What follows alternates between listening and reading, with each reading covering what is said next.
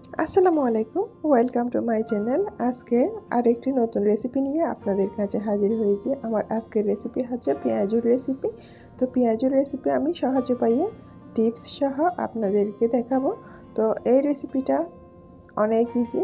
দোকানের থেকে আমরা যে পেঁয়াজুগুলো কিনে আনি সেই পেঁয়াজুকে হার মানাবে আমার এই রেসিপিটা।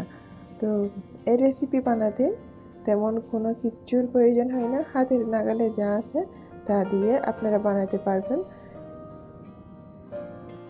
আমার রেসিপি ফলো করে যদি আপনি বাসায় বানান তাহলে সবাই আপনার প্রশংসা করবে, সবাই বারবার খেতে চাইবে, বারবার রিকোয়েস্ট আসবে আপনার কাছে। তো চলুন দেখে নেওয়া যাক আমার পুরো রেসিপি টিপস সহ দেখার জন্য অবশ্যই পুরো ভিডিও দেখতে হবে, স্কিপ না করে।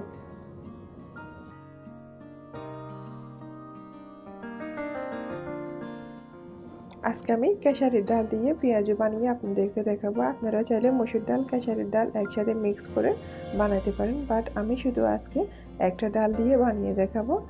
তো এই ডালটা আমি 30 মিনিট ভিজিয়ে রেখেছি। 30 মিনিট পরে এটা ভালো করে কষলিয়ে ধুয়ে ফেলেছি।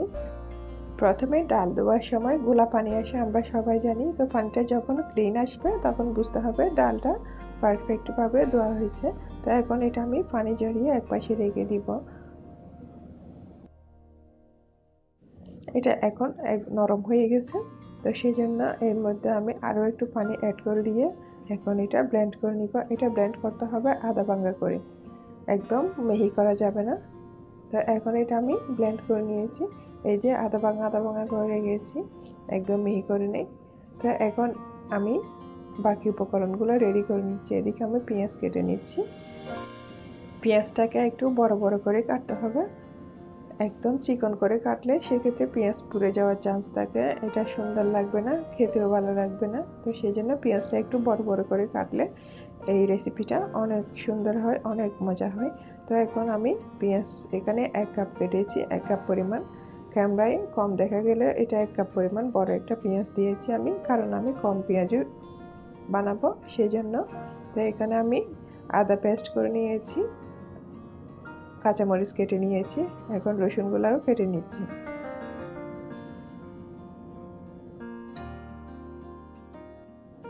সব কিছু কেটে নেওয়ার পর এখন আমি পেঁয়াজ, রসুন, আদা, কাঁচামরিচ সবগুলা এই পেস্টের মধ্যে দিয়ে দিচ্ছি, যেটা আমি আধা ভাঙা করে রেখেছি ডালের সেইখানে। তো এরপর আমি এর মধ্যে 1 টেবিল স্পুন জিরা পাউডার, 1 টেবিল স্পুন ধনিয়া powder, 1 tablespoon Kashmiri chilli, 1 tablespoon chaat masala, 1 tablespoon টালা জিরার গুঁড়া, 1 টেবিল স্পুন হলুদ এবং স্বাদ মতো লবণ। এগুলা দিয়ে এখন আমি এর মধ্যে বেসন অ্যাড করে দিচ্ছি। এখানে আমি আধা কাপ পরিমাণ বেসন অ্যাড করব। তো এর সাথে আমি অ্যাড করে দিচ্ছি ধনিয়া পাতা কুচি। এখানে আমি আধা কাপ পরিমাণ ধনিয়া পাতা কুচি দিয়েছি। তো সব কিছু দেওয়ার পর এখন আমি একসাথে সবগুলো মেখে নিব ভালো করে কষলিয়ে। এখানে আমি কোনো পানি অ্যাড করব না। এই যে পেঁয়াজ, রসুন, আদা, ধনে পাতা দিয়েছি, এই পানি আর ডালের পানি আছে, সেই পানি দিয়ে আমি এটা একটু মাখিয়ে নেব। তো মাখিয়ে আমি লবণটা চেক করে নিব পরিমাণ মতো লবণ হয়েছে কিনা।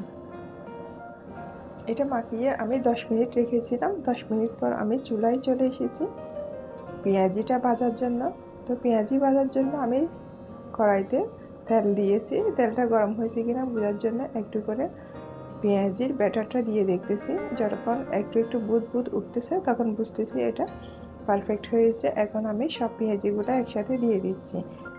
পেঁয়াজি ভাজার ক্ষেত্রে তেলটা অতিরিক্ত গরম হতে পারবে না, অতিরিক্ত গরম হলে পেঁয়াজি বাহির থেকে ক্রিস্পি হবে বাট ভিতর থেকে পারফেক্ট হবে না। তো ভিতর থেকে পারফেক্ট হওয়ার জন্য তেলটা যখন কুসুম গরম থাকবে ওই পর্যায়ে পেঁয়াজিগুলো সবগুলো দিয়ে দিতে হবে, কারণ ভিতরেও কুক হতে হবে, বাইরেও কুক হতে হবে। পেঁয়াজিগুলো হওয়ার জন্য আমি 15 মিনিট অপেক্ষা করব। 15 মিনিট পর পেঁয়াজিগুলোর ফাইনাল লুক নিয়ে আপনাদের কাছে আমি ফিরে আসব। এই যে পেঁয়াজির ফাইনাল লুক নিয়ে আপনাদের কাছে আমি ফিরে এসেছি। দেখলেন তো পেঁয়াজিগুলো কতটা সুন্দর হয়েছে, কতটা লোভনীয় হয়েছে। তো এই পেঁয়াজিগুলো আমি 2-3 ঘন্টা 5 ঘন্টা রাখতে পারবো, কারণ এগুলা আদা ভাঙা করে ডালটা ভেঙে বানানো হয়েছে। আপনারা যদি একদম মিহি করে ফেলেন সেক্ষেত্রে এটা 2 ঘন্টা 5 ঘন্টা রাখা যাবে না, কিন্তু এই পর্যায়ে এটা 2 ঘন্টা 5 ঘন্টা রাখা যাবে। এখন একটা পেঁয়াজি ভেঙে আমি আপনাদেরকে দেখাচ্ছি এটা কতটা সুন্দর হয়েছে। এটা ভিতর থেকেও বাহির থেকেও কুক হয়েছে ভালো করে, বাহির থেকে ক্রিস্পি হয়েছে এবং ভিতর থেকে একটু নরম আছে।